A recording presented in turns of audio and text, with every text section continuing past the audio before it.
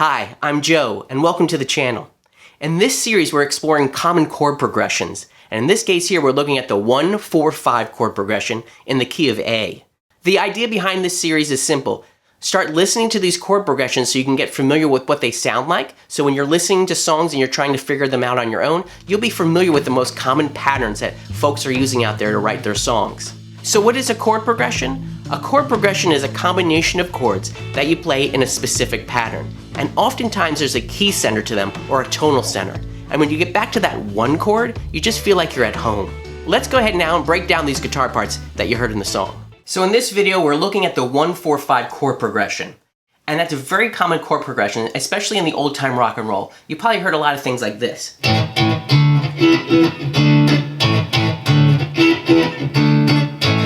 In this song example though, I thought I'd take it back even further because I think that the most common use of the 1-4-5 is in a blues chord progression. So we're looking at the key of A, so we know the one chord will be A. If we go up 4 notes, A, B, C sharp, D, we get our 4 chord, which is D. And if we go up 1 more to E, that'll be our 5 chord. So 1-4-5 basically means A to D to E to the 5.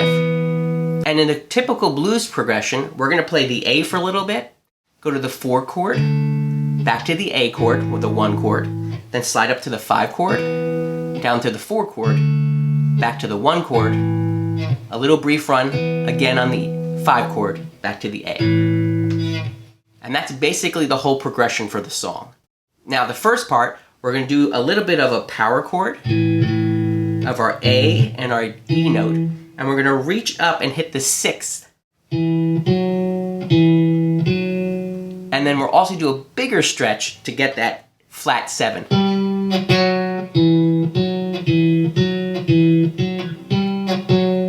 And I'm sure you've heard that a lot. It's a very common blues move.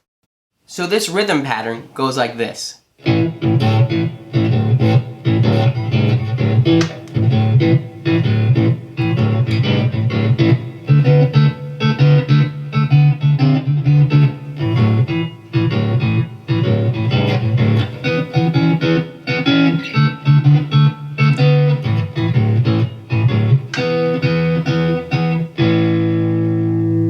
And it repeats itself.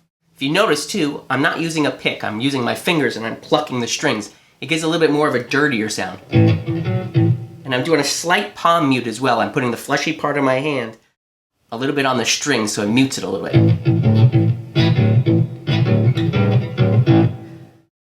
Experiment with that a little bit. Move your hand around, see if you get different sounds and timbres. See, it's very bright that way.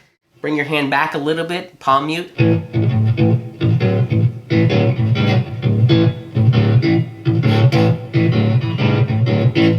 You get a little bit more of a dirtier sound that way. For the second part of the song, we're going to be basically playing off our big bar shapes, the A, the D, and the E. But what I'm doing is, I'm just going to be using the top half of these chords here.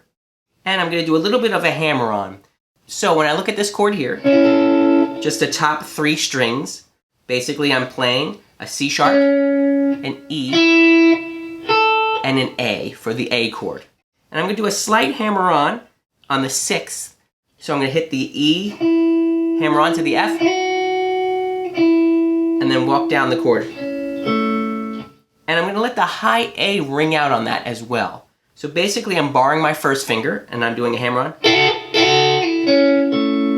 And I'm spelling out the chord.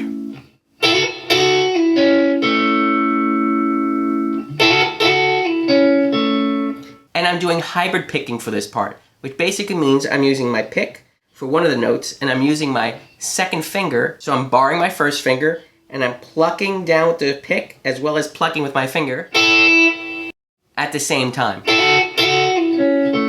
So I'm playing both notes at the same time, one's with the pick, and one's with the fleshy part of my second finger.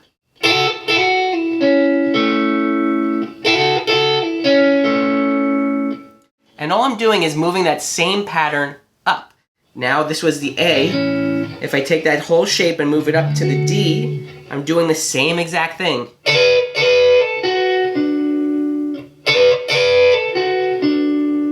back to the A.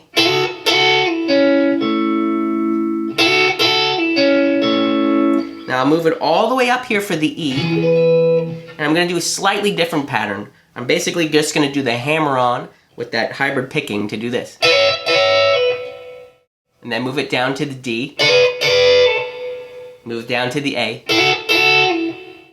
and I'm basically going to pick up an E power chord right here, which is, most people are familiar playing a power chord here. Well, the same notes exist up here, the E and the B, and I'm basically going to play that and start the pattern all over again. So up tempo, it goes like this.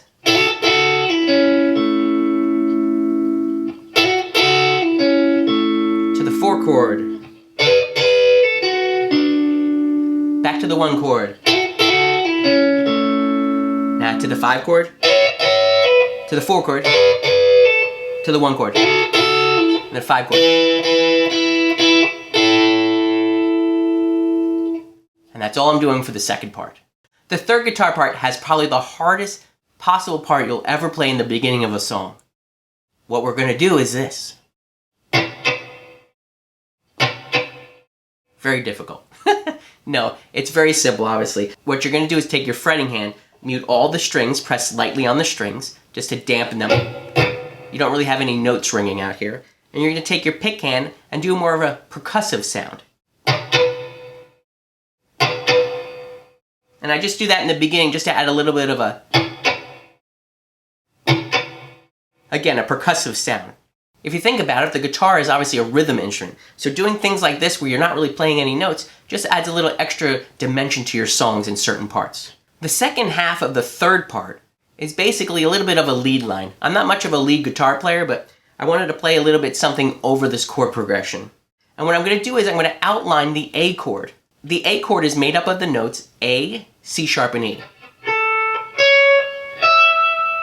And I'm going to start on the E. And in blues, it's very typical to play a flat 3. So instead of the C sharp, we're going to play the C natural. But what I'm going to do is I'm going to slightly bend it up to imply the C sharp. And I'm going to play then after that the A. So it goes E. And if you want to, you can slightly pull on the E as well. Gives a little bit more of a bluesy sound. And I do that twice. And then I do a little bit of a roll up chromatically. And I hit now the D.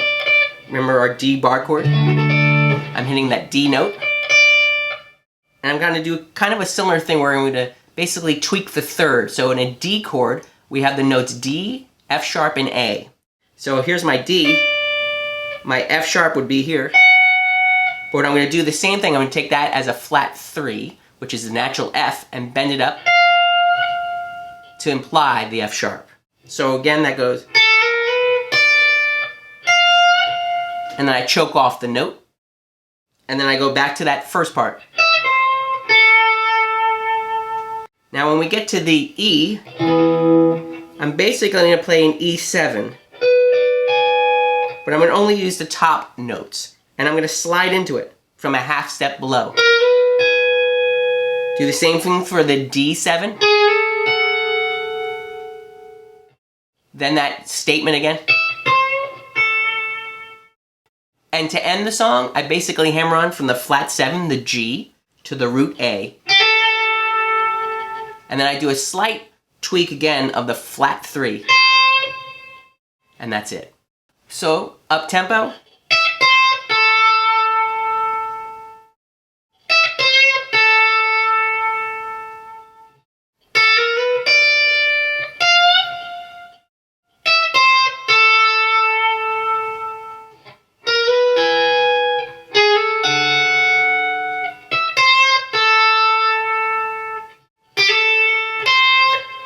And that's all the parts for this song. So when you're practicing these things, obviously make sure you have a nice, good, steady rhythm happening. Get familiar with doing that hammer-on. Feel free to download this track from my website for free if you want to practice along and learn these parts yourself. But I also encourage you to make up your own 1-4-5 chord progressions. I hope you enjoyed this video. If you did, please do me a favor and subscribe down below. Hit the like button and knock on the bell and you'll be notified when the next one in the series comes out. Until next time, have a great day.